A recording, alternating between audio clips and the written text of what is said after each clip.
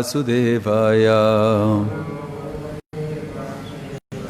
Narayanam namaskrityam naram chaiva narottamam Devim saraswatim vyasam tato jayam udirayet. Nashtaprayeshu abhadreshu nityam bhagavata sevaya bhagavati ruttama bhaktir bhavati naishtiki.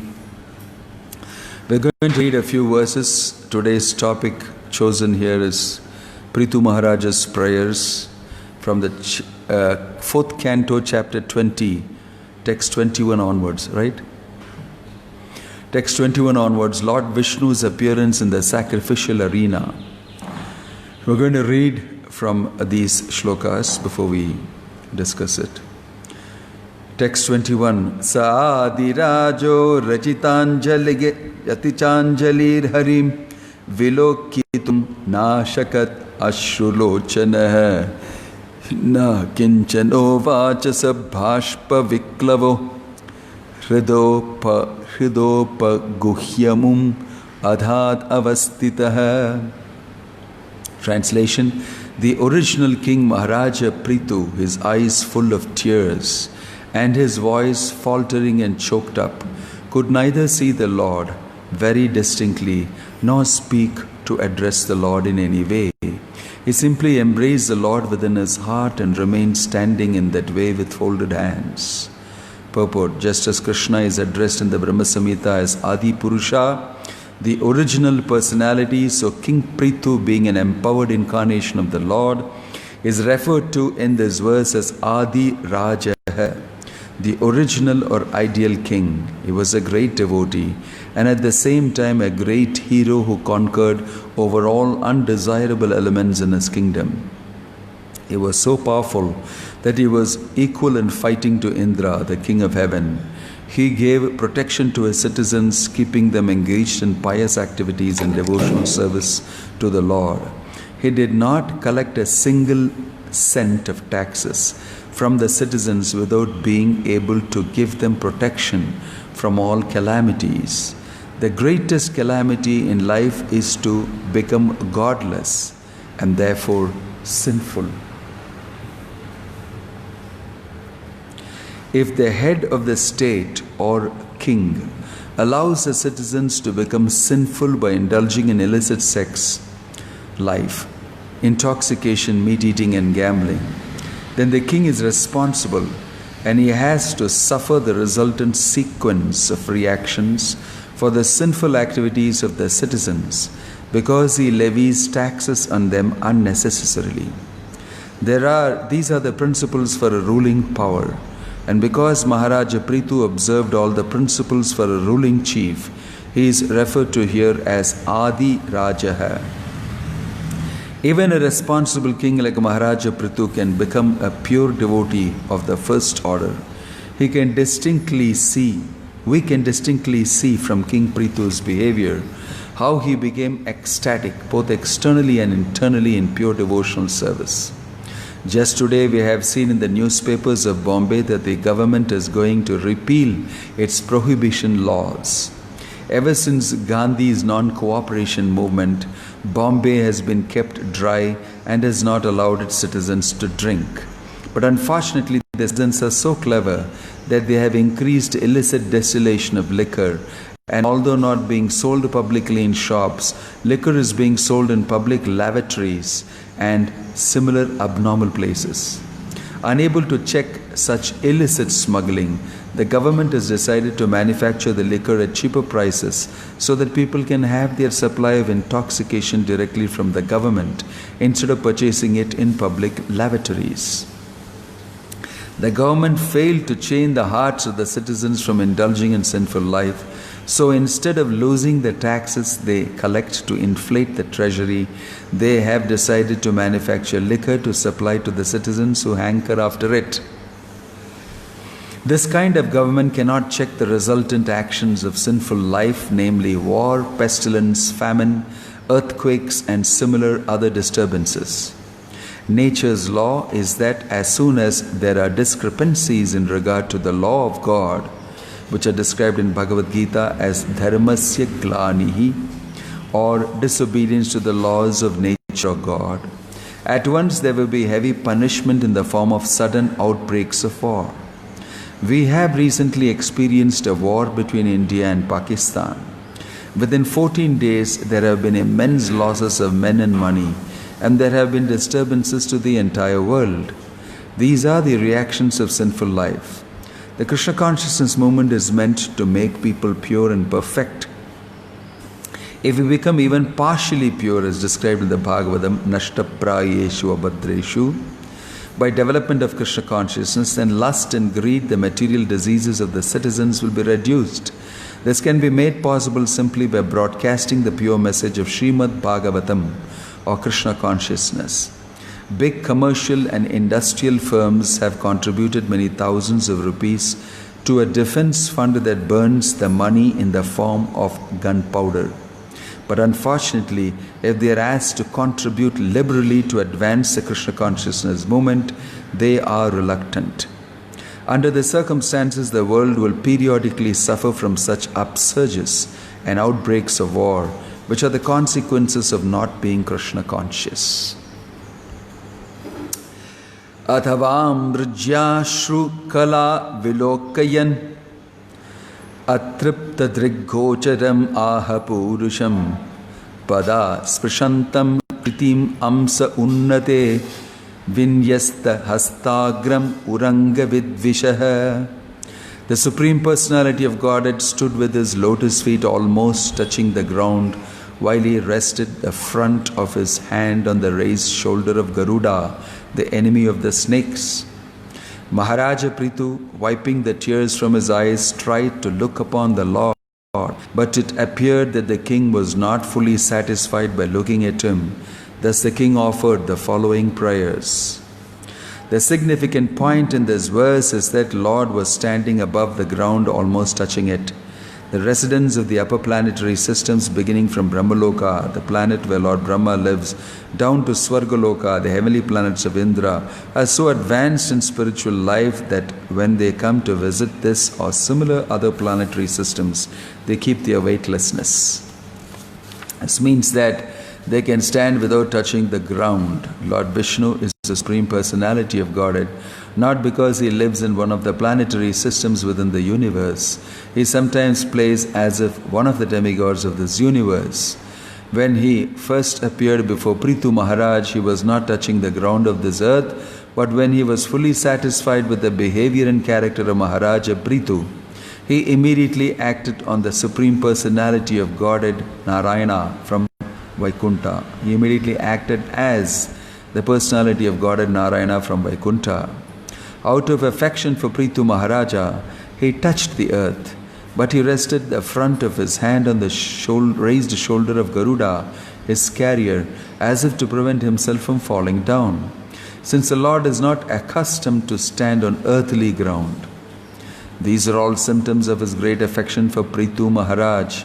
Perceiving his fortunate position, Prithu Maharaj could not fully look upon the Lord due to ecstasy, but still in a faltering voice he began to offer prayers. Prithu vacha varan vibhotvat varadeshvarat buddha khatam vrinite guna vikriyatmanam ye narakkanam apisanti dehinam tan isha kaivalyapate vrine. Translation: My dear Lord, you are the best of the demigods who can offer benedictions. Why, therefore, should any learned person ask you for benedictions, meant for living entities bewildered with the modes of nature? Such benedictions are available automatically, even in the lives of living entities suffering in hellish conditions. My dear Lord, you certainly bestow merging into your existence, but you do not wish to have such a benediction. Purport: there are different kinds of benedictions according to a person's demands. For karmis, the best benediction is promotion to the higher planetary systems, where the duration of life is very long and the standard of living and happiness is very high. There are others, namely Gyanis and Yogis, who want the benediction of merging into the existence of the Lord. This is called Kaivalya. The Lord is therefore addressed as Kaivalyapati, the master or lord of the benediction known as Kaivalya. But devotees receive a different type of benediction from the Lord. Devotees are anxious neither for the heavenly planets nor for merging into the existence of the Lord. According to devotees, Kaivalya, or merging into the existence of the Lord, is considered as good as hell. The word Naraka means hell. Similarly, everyone who exists in this material world is called a Naraka, because his material existence itself is known as a hellish condition of life. Prithu Maharaj, however, expressed that he was interested neither in the benediction desired by the karmis nor that desired by the jnanis and yogis.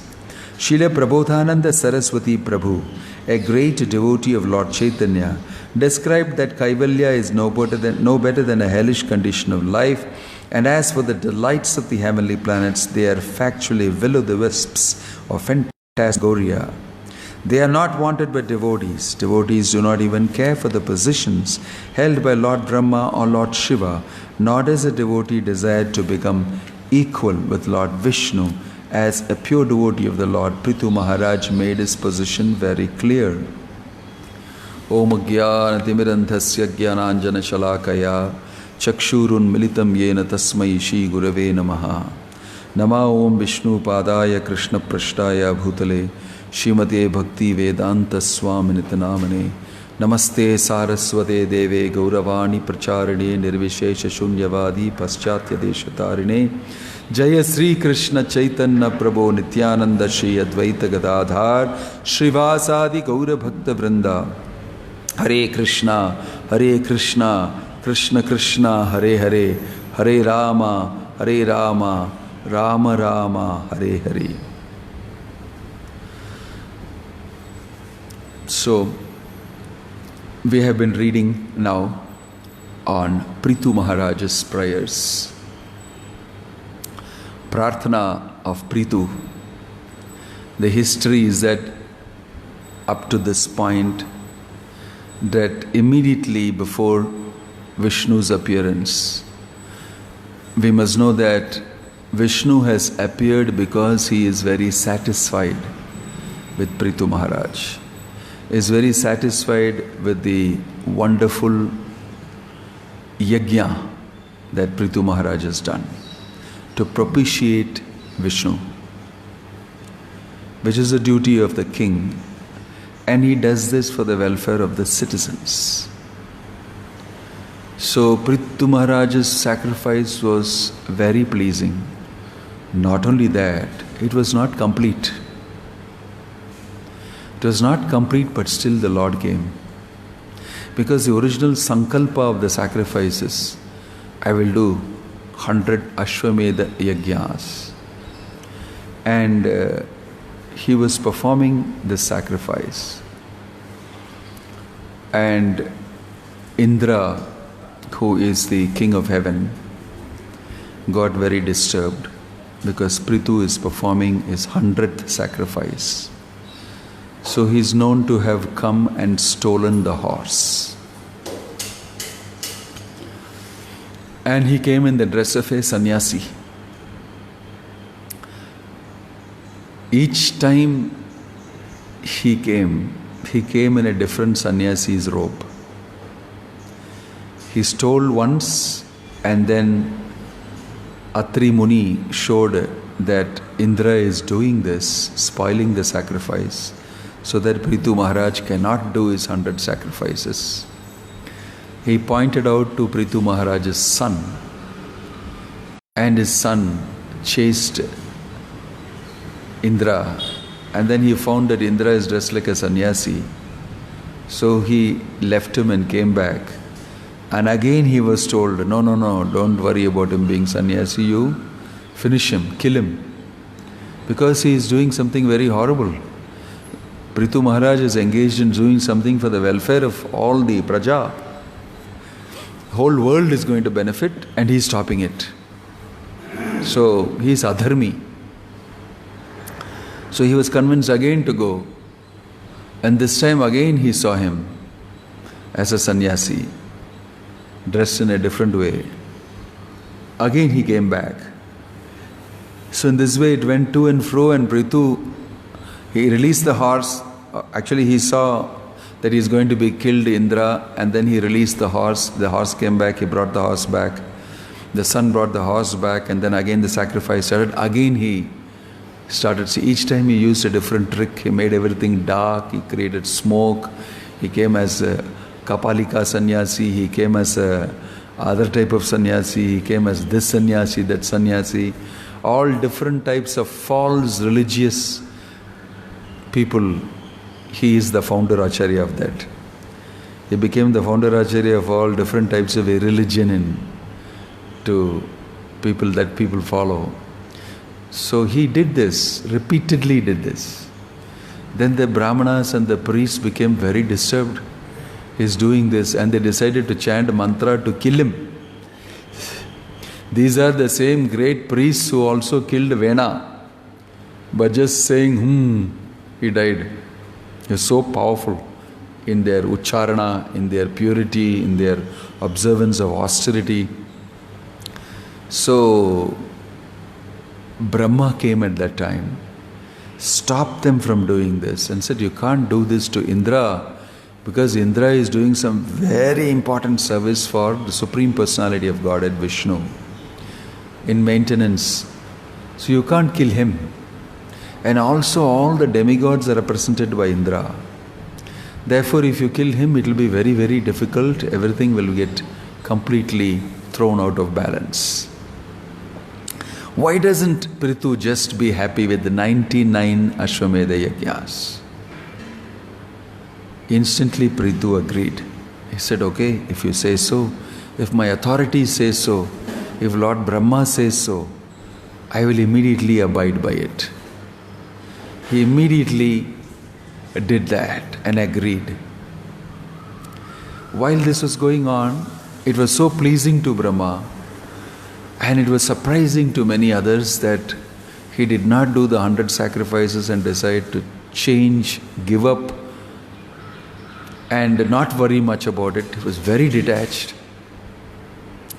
At that time, Vishnu himself came onto the arena on his Garuda, because he was very pleased with the behavior of Prithu Maharaj. Brahma came first, and the reciprocation that Brahma got was so nice that Vishnu himself came. And Vishnu did not come alone, he brought Indra with him. Indra, who had stolen the horses, who had done something very adharmic, who had come in the dress of a sannyasi, all this, he came with Indra and said, you forgive Indra. And Indra immediately felt very ashamed that Prithu Maharaj agreed, okay, 99 enough, no problem. It's okay. I don't get the benefit of 100 Ashwamedha Yajnas. So as soon as he heard this, and as soon as he saw the very, very magnanimous behavior of Prithu Maharaj and Brahma and Vishnu, he became so devastated. He thought, what a low-class fellow I am, what have I done? Stealing the horses from such a great personality who is doing something for everybody's welfare. So he felt very low and very bad. And he paid obeisances to Prithu Maharaj. Prithu Maharaj forgave him immediately and lifted him and embraced him. Embraced Indra, lovingly forgiving him. And that created such a wonderful feeling in everybody. All the rishis, all the sages, Vishnu watching, Brahma watching. And Prithu Maharaj was not putting on a political act. Let them all feel very happy. Actually, I want to kill him tomorrow, I'll do it as soon as these people are gone. He didn't think anything like that. He was genuinely thinking, I must abide by what Vishnu says, the Supreme Lord says. I must abide by what Brahma is saying. They're all my authorities. If they think 99 is enough, I don't want to argue. All these 99, I did so much time and energy and money I spent, and I cannot clear to 100. I can't score a century. 99, I fielded all the balls and, sixers and boundaries, and the match stopped because that was the last ball. It was over. 100, please, excuse me, can I run simply? No, it's over. 99. Please agree to stop the match. Don't do this anymore because it's irritating this person and he is in charge of everything. Do not trouble him. So he said, okay. Very magnanimously he said, okay. So because of that obedience to authority, helping them to keep peace, doing that they are having a better vision of how to do certain things, and it is needed, and they have come to approach me, I must reciprocate with them. Seeing the behavior of Prithu and seeing how he forgave Indra, Indra himself melted. He was feeling very, very much emotionally. He got great attraction and respect for Prithu Maharaj. So the attitude of forgiveness, wanting to forgive. Although you have destroyed so many of my plans, none of this thing can happen. It's okay. It's Krishna's plan I am more interested in. I am not doing it for my own gratification. I want to satisfy Vishnu. I want to make sure that all the praja are getting the benefit. That is my genuine desire. And if Vishnu himself has come here, that means everything is successful. Even with the 99 sacrifices, I am able to get Vishnu here to come. It's great. I am very successful. And this way, he got the greatest of mercy, Prithu Maharaj. And he was moved seeing Vishnu. And everybody was very happy at Prithu Maharaj's wonderful behavior. So then, Vishnu being very pleased, instantly said, I am very pleased with you. Ask me for any boon, any benediction you want. I'll be ready to give you. I'm so happy with you. That is when Prithu Maharaj is moved very much by Vishnu's presence. He offers his obeisances and his eyes are filled with tears out of ecstasy in devotional service, bhakti. And he starts offering these prayers, which means he has become very prominent. He is in the center of everybody's feeling right now, even Vishnu. And he is actually very great. He should be feeling very great. Instead, he felt overcome by deep devotion for Krishna, for Vishnu. And he paid obeisances. And it's mentioned here, his eyes were filled with tears. He could not see Vishnu properly, but he embraced him in his heart.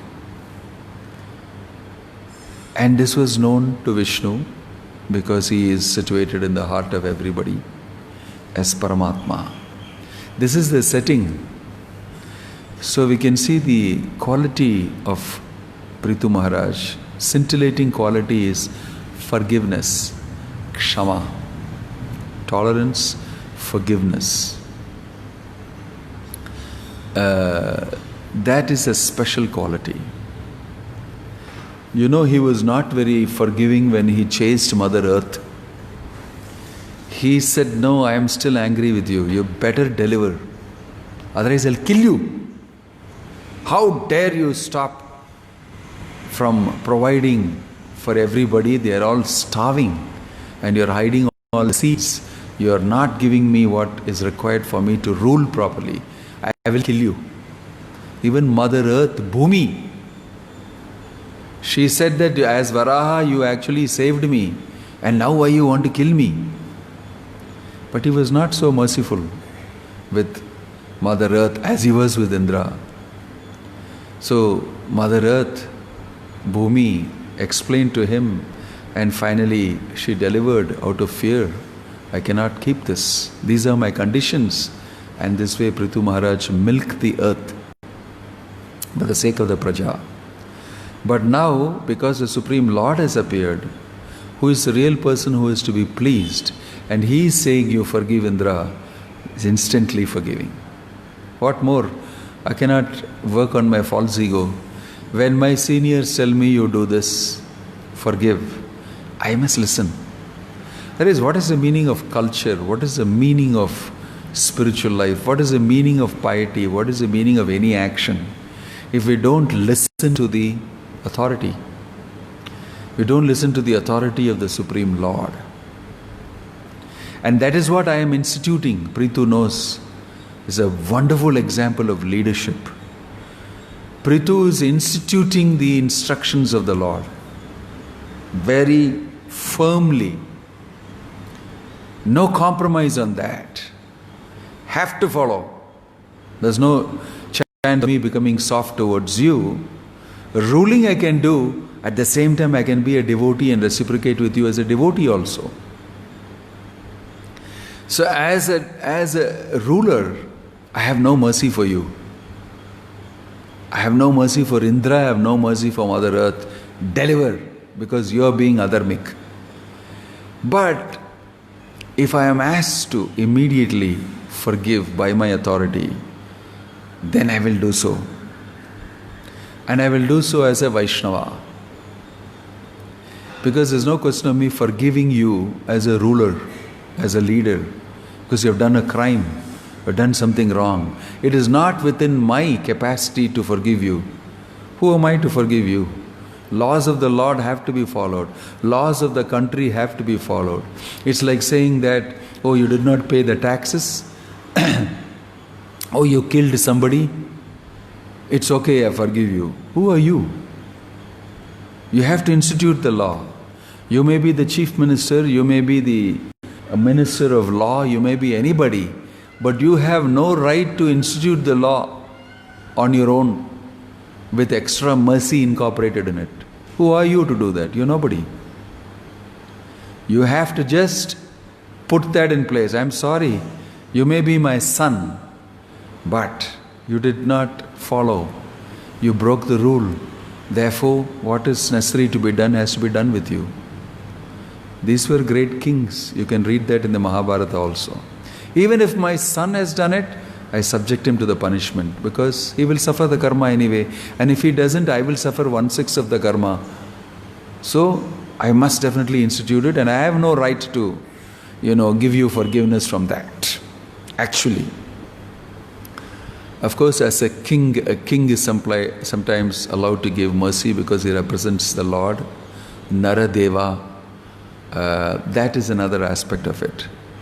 But Prithu Maharaj's action, we should see, you can forgive as a Vaishnava, which means that I don't have any grudge against the person. Why? Because I understand as a Vaishnava that people are governed by the three modes, people are governed by the bodily concept of life, and quite often people will act in that way. And if I also react to that, I'll also become one of them. I understand that I am not the body. I understand I am spirit, soul, servant of Krishna. So, why should I get involved in this? So this is actually, sometimes people ask this question, when do I know where to draw the line? When I should institute governance and when I should compromise on the governance? Am I allowed to? Am I allowed to do that? That's a very interesting question here. So, Jai Jagannath Baladev Subhadramai ki, Prithu Maharaj is made a proper judgment on that. Why? Because the Lord Himself has said so. The same Lord who institutes these rules, Yada yada hi dharmasya glanir bhavati bharata abhyuthanam adharmasya tadatmanam shachamyaham. The same Lord, dharmasya glani, He comes to institute. That same Lord came and told Arjuna, shoot him, kill him, shoot Karna. Although he's done great pious things, he has wronged. That same personality comes here and says, you forgive Indra. He's not being argued. But I thought that you are the one who said that we should maintain dharma, and he has done adharmic activity. How can you say that? But I've asked a question.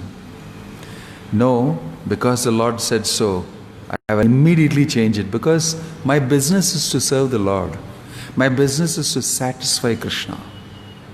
Whatever he wants, he is the final authority. Therefore, I abide by that. I am throwing my so-called rules, laws, regulations, everything to the winds, because the person who made those laws is telling me, refrain, don't do this. Forgive him. Not only you excuse him, don't punish him, you in your heart forgive him. That's very interesting. Actually, what Vishnu is asking Prithu Maharaj is, in your heart you forgive him. Not external forgiveness. Okay, I embrace you and all that. Rascal, when I get the next opportunity, I'll catch you. Now you have brought all influential people and you're forcing me to make me forgive you. Publicly I'll do that, but in my heart I shall not give up. I'll get you. But what Vishnu is asking is, forgive him from your heart. These are instructions understood properly by Prithu Maharaj and executed. To forgive a person who has done this type of things to you and to the people in your kingdom, that is a difficult thing to do. But if it is the Lord who is asking you to do, you have no other go, no other option. The best test of real capacity as a devotee is, if the Lord comes and tells you, forgive him, will you? Will you? That is the meaning of surrender. I don't have anything for myself. I give everything to the Lord. I am instrument of the Lord. It's not that I will keep my individuality and independence and I don't even have to listen to Lord's instructions, the Guru's instructions, the Vaishnava's instructions, the leader's instructions, who's begging me, don't do it. I said, who are you? This is wrong, this is that, this is this. Sometimes people argue beyond what they are supposed to. How to draw the line? This is how to draw the line. Normally, we should subject ourselves to that. We may not agree with it. But for the sake of the whole world and the welfare of the world and the people of the world, sometimes decisions are taken which are not in keeping with basic regular things that we do. That doesn't matter. It's not coming from you. It's coming from somebody higher. And when we abide by that, auspiciousness, peacefulness, all these things are kept in place. This is the great mature leadership of Prithu Maharaj. Not only this, and many other things you can see. Prithu Maharaj is the incarnation of the ruling potency of the Lord. So, powerful ruler, very powerful. What he says will happen. All these great rulers, Raja Rishis, were like that. They were occupying positions and they know what to do correctly. They had good advisors, and if they know that something is right, we must do, they will do it. They will do it. Because as soon as he appeared and as soon as the citizens came and begged him, because he appeared in a very amazing way, King Vena, previous ruler to him, like his father, he was atrocious, horrible, horrendous activities he did, sinful. And before him was Anga, Anga's son. Anga died simply thinking about his son's activities, disappeared.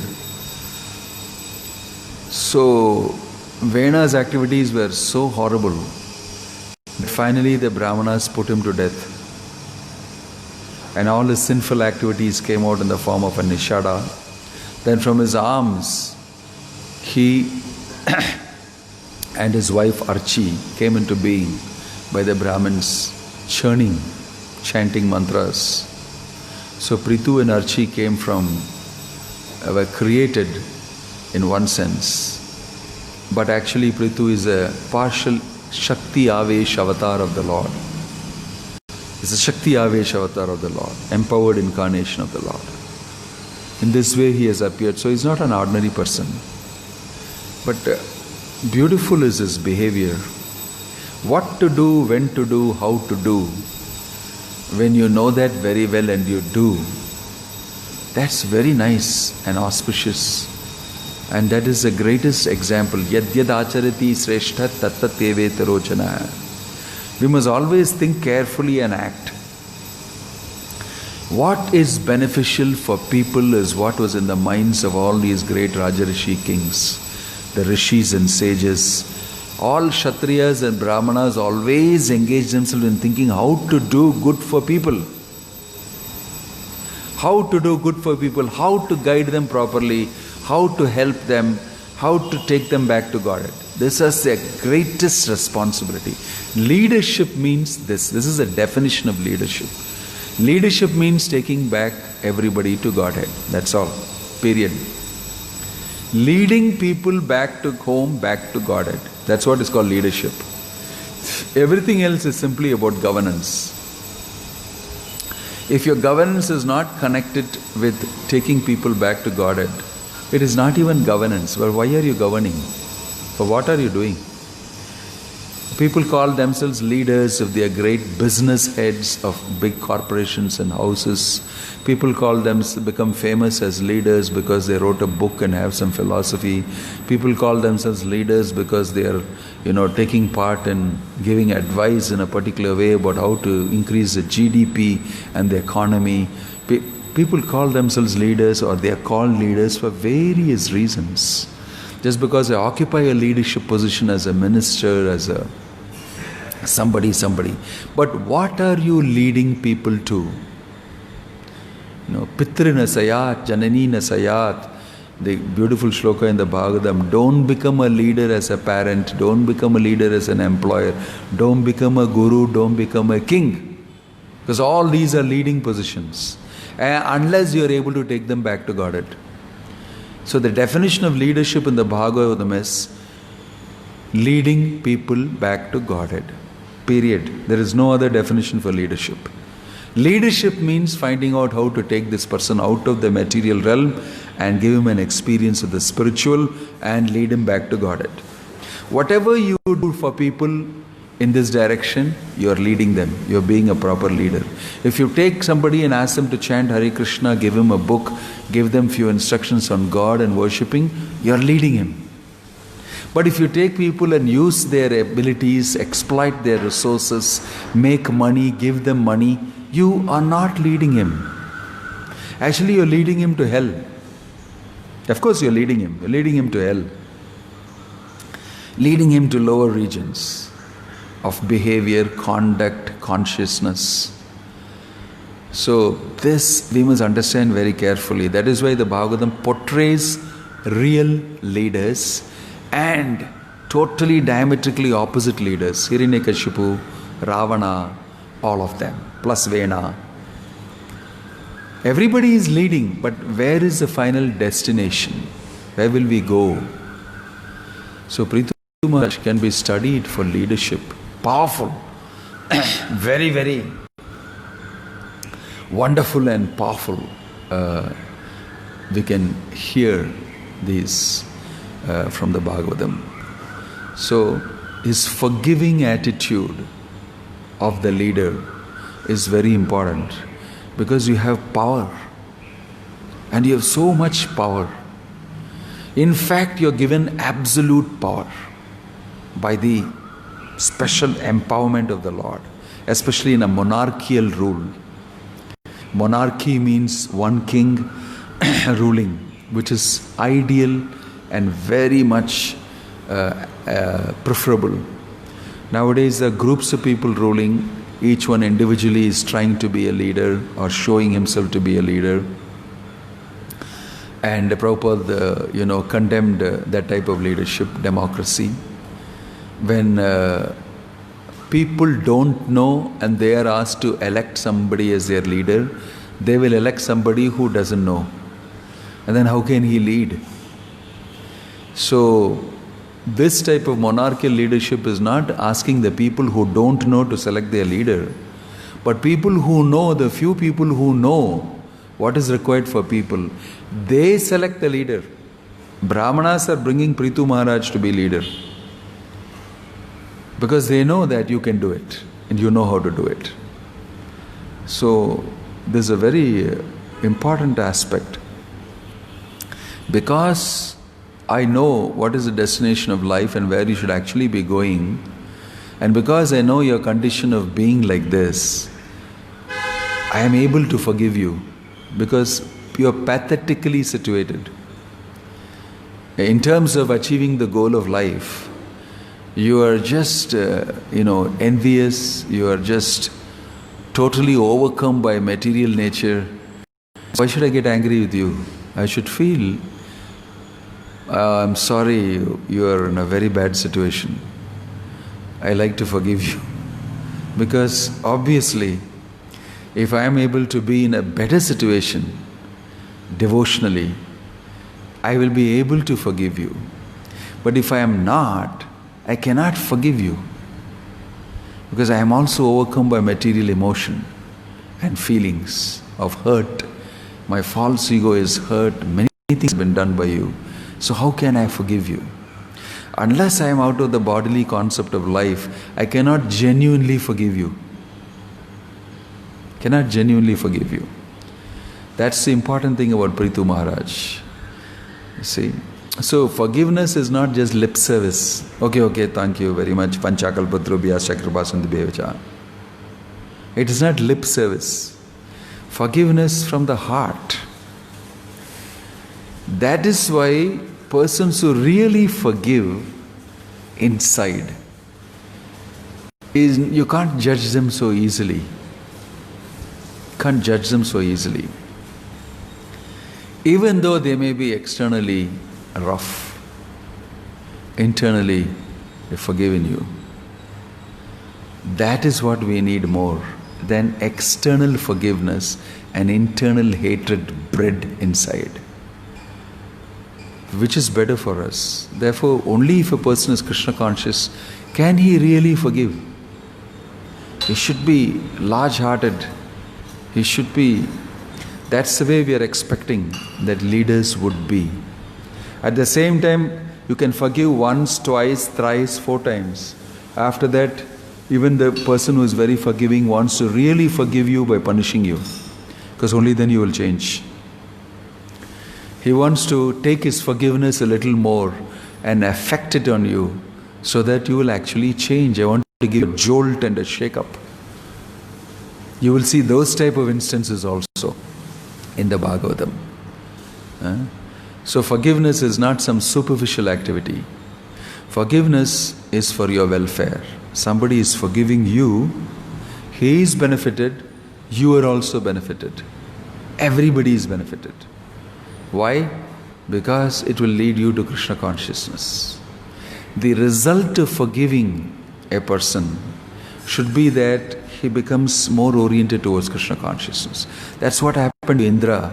Indra immediately fell down at the lotus feet of Prithu Maharaj. And Prithu Maharaj expressed himself deeply by saying, don't worry, I have completely forgiven you. He embraced him. He embraced him and said, don't worry, I have forgotten everything. Because I need that from you. I have forgiven you. I need that from you so that I can be peaceful. So that may come out in many different ways, by being nice to the person and by ignoring what has been done, etc., etc. All these things are magnanimous. It doesn't mean that being a magnanimous person can forgive. But all those who seemingly forgive don't become magnanimous. Not that everybody who forgives for all sorts of things. I may forgive you because you did something wrong like this with the hope that you will also forgive me. Because I have done some wrong to you. You forgive, I forgive together, and it's not really forgiveness we are talking about.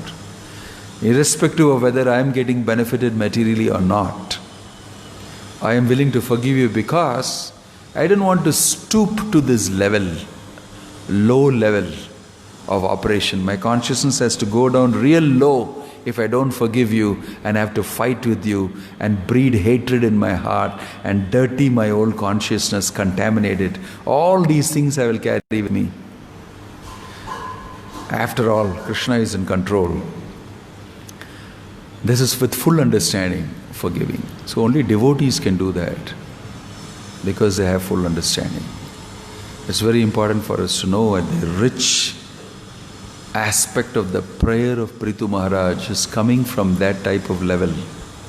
He is just forgiven Indra, Vishnu is pleased, Brahma is pleased, and Krishna is asking him, what do you want? And immediately he is saying, why are you asking me what do I want? Why do I need a boon from you? For what I need a boon from you? Don't try to reward me materially. All I want is to hear your glories all the time with millions of ears. It's something similar to what Sanatana Goswami asked. Give me hundreds and millions of ears and tongues to chant and hear. These are the qualities of devotees. If you ask them, what do you want? This is what they say. Prahlad said the same thing to Lord Narasimha. Right? Same way Prithu Maharaj is saying, what do I need? I need to be engaged in your service always. I need to never forget you. Smartavya hi satatam Vishnu. Vismartavya na jatuchit. Never want to forget you. So Vishnu became even more pleased. I don't want anything from you. I want you to bless me to have pure devotion only. That's my only desire. In this way, Prithu immensely pleased the Supreme Lord, Brahma, Indra, and he was a sterling, scintillating leader by doing this. Everybody watched him, all his citizens in Praja, and their value for Prithu Maharaj's value increased a lot in their heart. He is really our protector. If he can forgive even Indra, tomorrow if I do anything wrong, I have great shelter in my leader, Prithu Maharaj. I hope I don't do wrong, but if I do, I have shelter. I'll be protected. I will, in his protection, definitely be able to go back to Godhead. This security, this shelter should be given to people who are under us for various reasons, whether we may be capable or not. We should sometimes do it on behalf of Bhaktivedanta Swami Prabhupada. I am not capable of doing it, but I have to do it. So sometimes, even though I am not up to the mark, I may have to do it to please Guru and Krishna, to please Prabhupada, to please Krishna.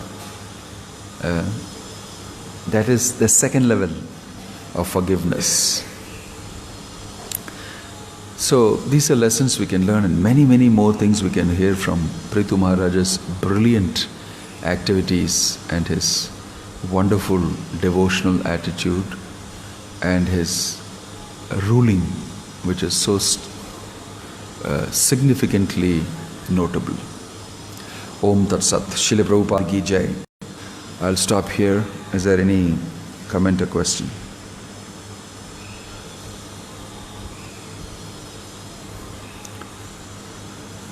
Is there any comment or question? Om Tat Sat. Srila Prabhupada Ki Jai.